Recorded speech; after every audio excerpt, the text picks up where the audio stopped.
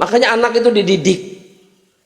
Camkan kepada kepala mereka itu satu-satu, bahwa saya tidak ridho kalian berselisih akan warisan yang saya tinggalkan.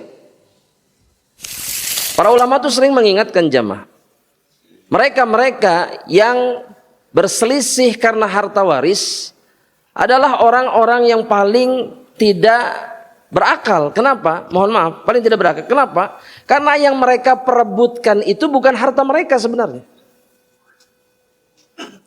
Mereka mendapatkannya tanpa usaha, mereka mendapatkan pemberian. Tapi kemudian ini dijadikan perebutan yang sampai kepada titik permusuhan. Yang hancur apa? Yang hancur hubungan silaturahmi. Ketika hubungan silaturahmi hancur, maka rahmat Allah putus. Kesempatan masuk surga sulit. Dan sampai kepada titik permusuhan, maka dosanya semakin membesar. Dan yang terjadi kemudian, harta itu tidak kunjung dibagikan. Jadi buat apa kita ribut? Buat apa? Mau diambil, ambil.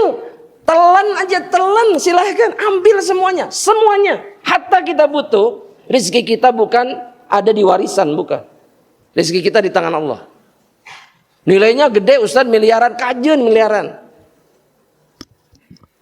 Tapi kemudian membuat kita memusuhi saudara kita, memutuskan tali silaturahmi dengan saudara kita, maka tidak ada kebaikan pada harta warisan yang menjadi hak kita itu sedikit pun. Nggak ada.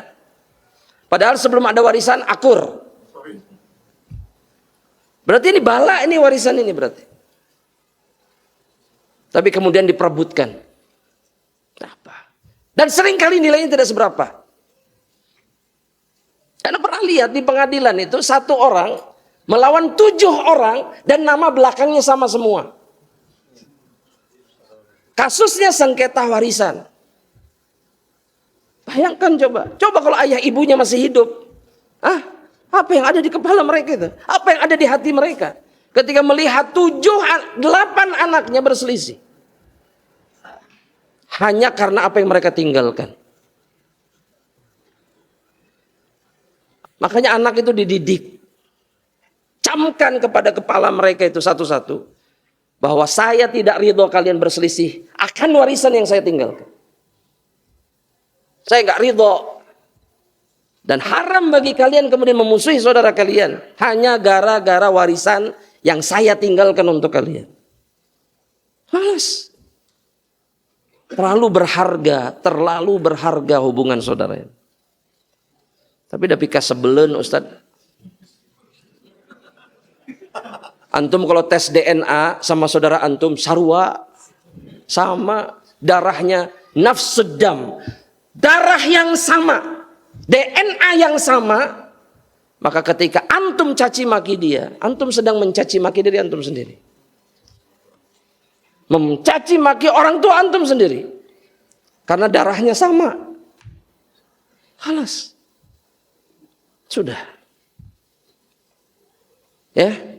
Jangan kemudian gara-gara itu semuanya hilang. Ya. Ikhlas, tenang aja. Tenang. Udah dinasehati, sudah dikasih tahu, tetap kekeh. Allah akan mendatangkan cara Allah.